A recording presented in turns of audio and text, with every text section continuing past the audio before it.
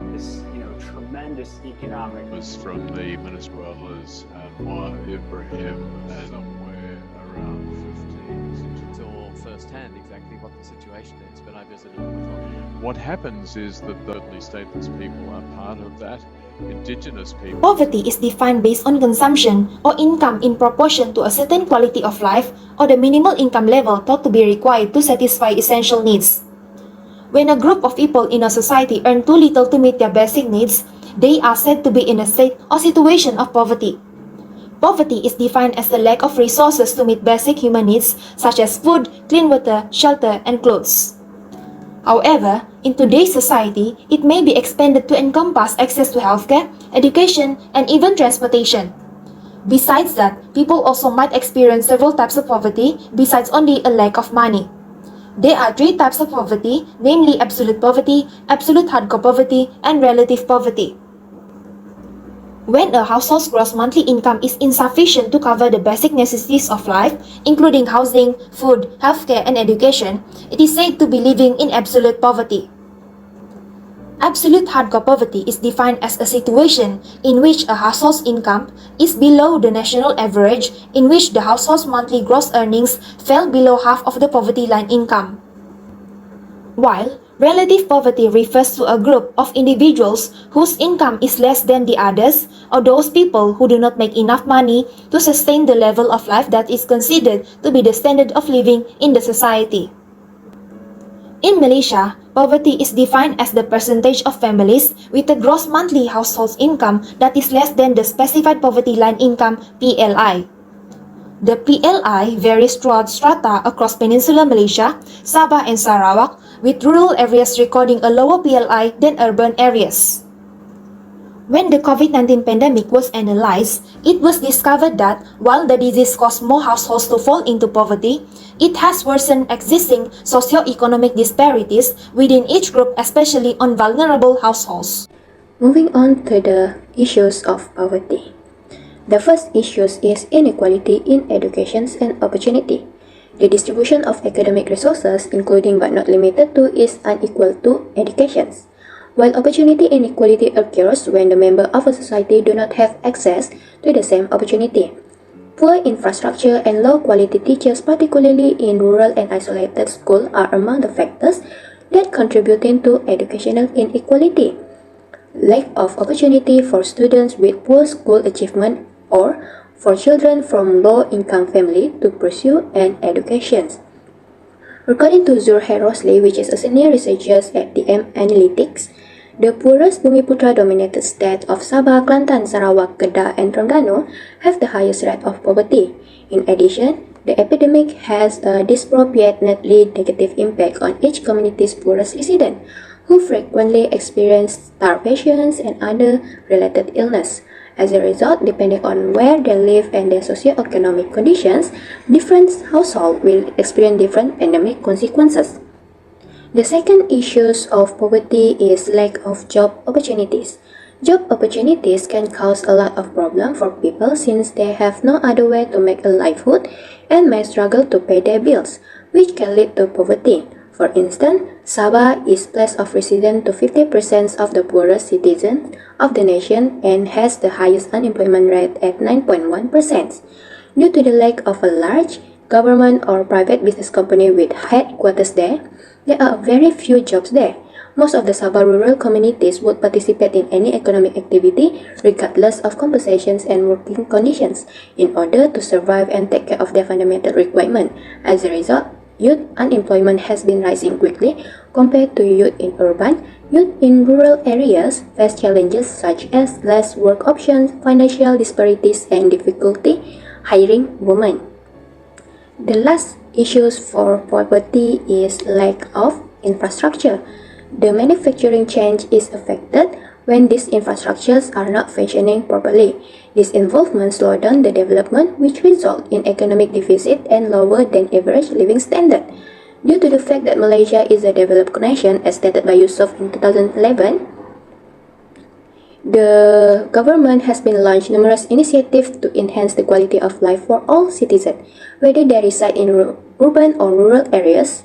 However, There is a significant infrastructure gap between the population residing in rural and urban areas. Poor and lack of infrastructure is the primary factor keeping the majority of rural in poverty.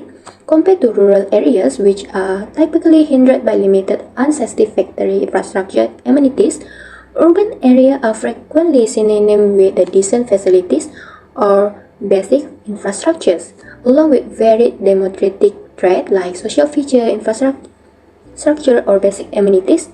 Rural places also have different economic production scale.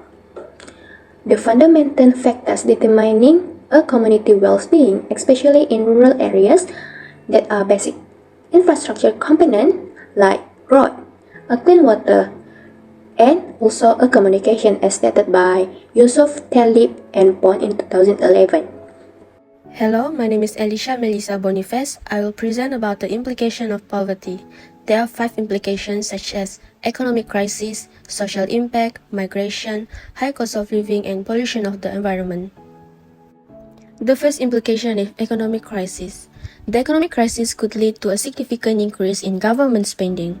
This is because in order to eradicate poverty, the government had to bear huge expenses in the form of money to be spent. In relation to that, the government needs to provide various forms of assistance and types of development for the community, especially the community living outside the city. The rural population is mostly suffering from financial problems and can be said to be poor and living a miserable life. Due to the economic crisis, many groups were thrown out of work, especially in the manufacturing sector.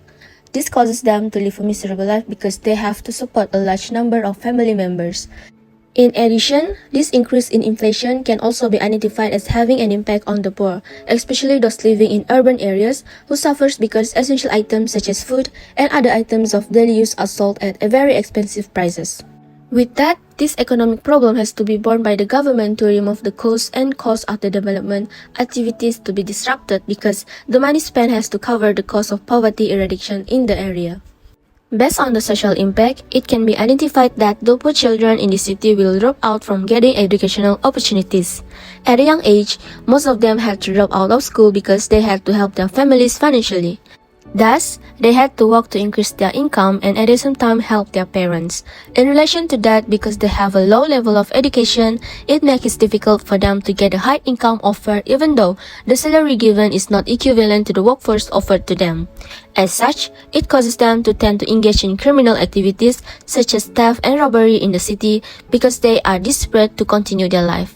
For people who live in a rural area with low education, they are definitely not able to get job and that can improve their living standard. This because it is difficult to eradicate the poverty rate in rural areas with the lack of professionals among the rural population.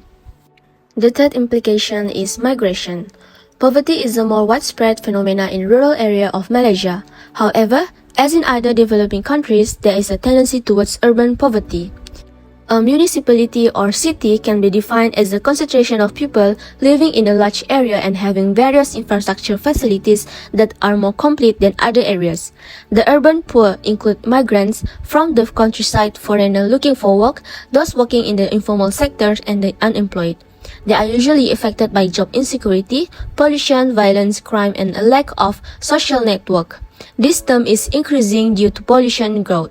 This increase in pollution means that the income level of a household has increased. The effect of population growth also causes some groups of people to choose to live in a slums to rent their own house to meet their needs or increase their income.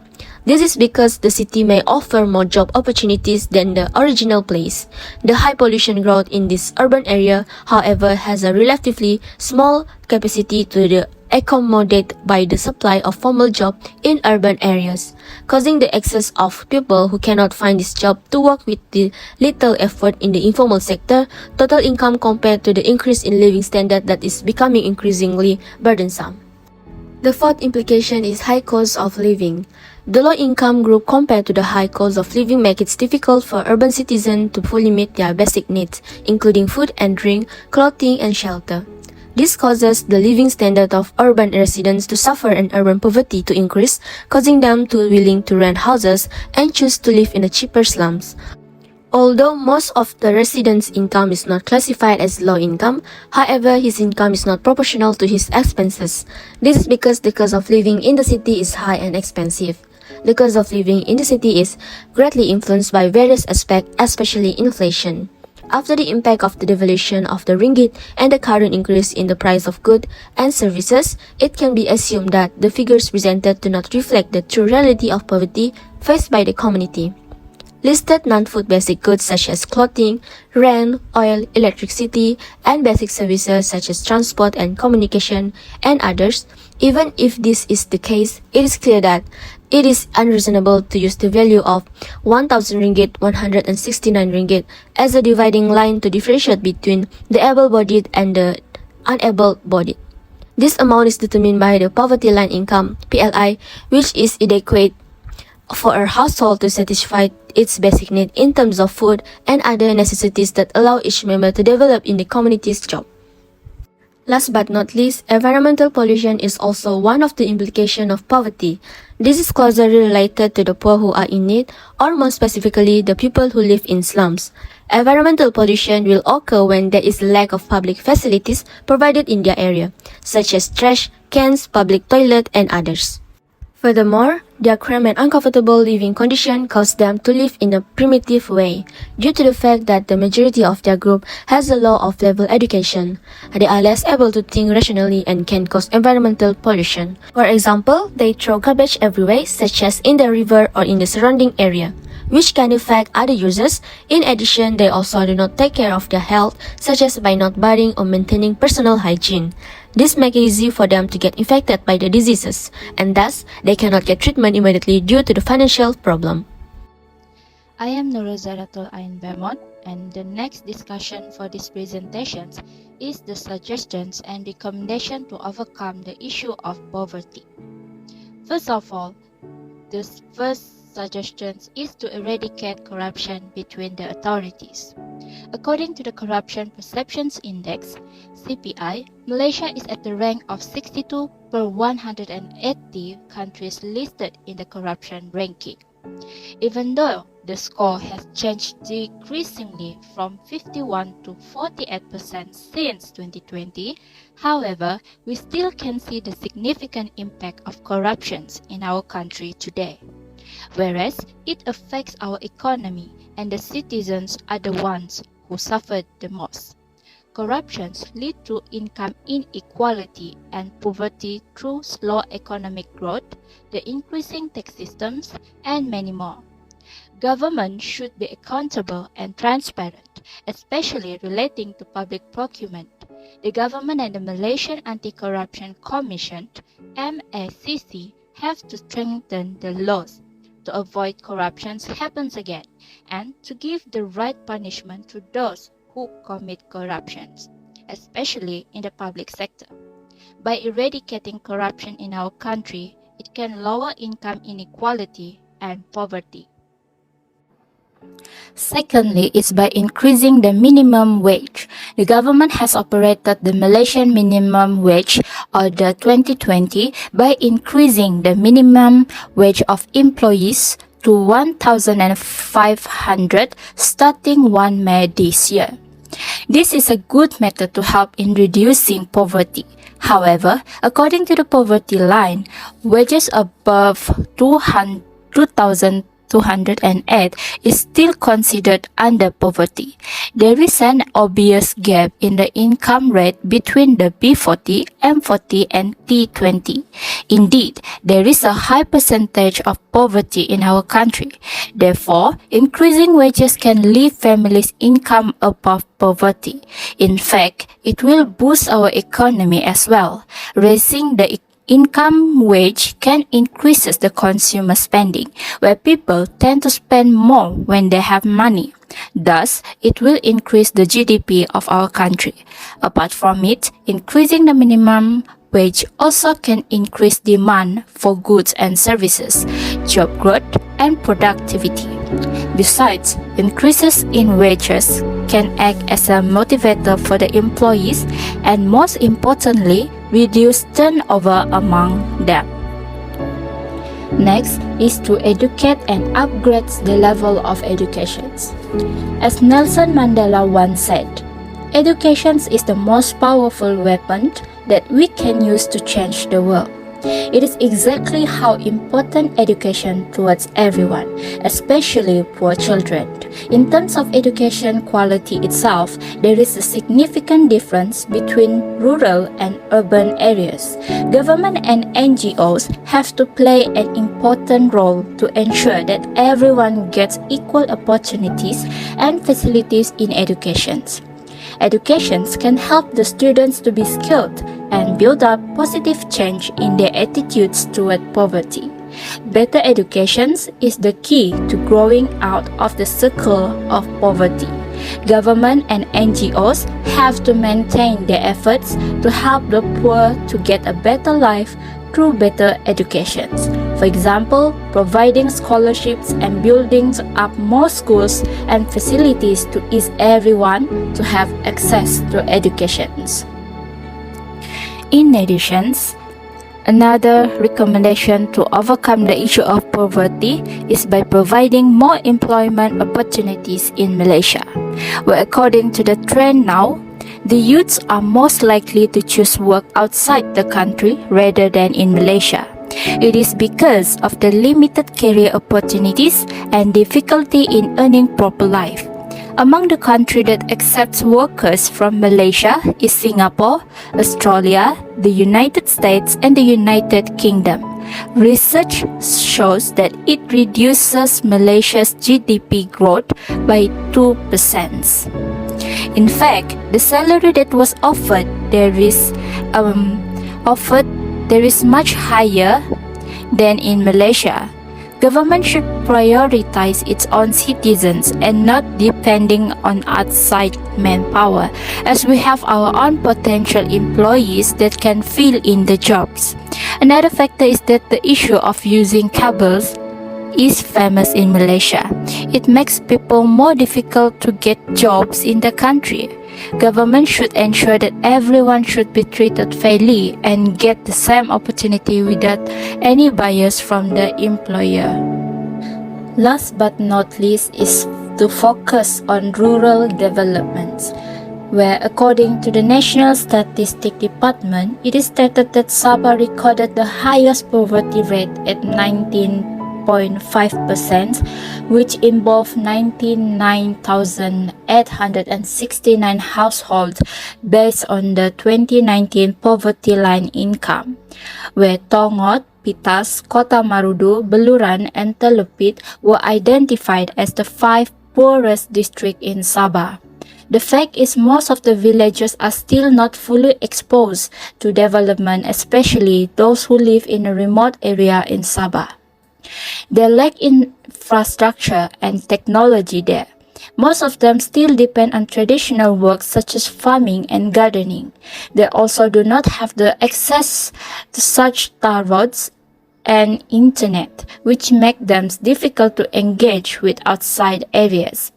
Government should give them more attention and focus to develop the area too, such as providing roads, giving them exposure to modern agriculture and entrepreneurial knowledge through programs, or make collaboration with NGOs to help them to get a better life and lifting their income to reduce poverty.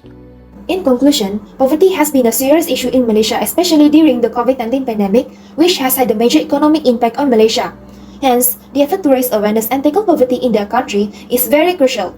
Understanding poverty only on the basis of income will fail to convey the poor's level of social and welfare deprivation, and the actual living standards will be inaccurately portrayed.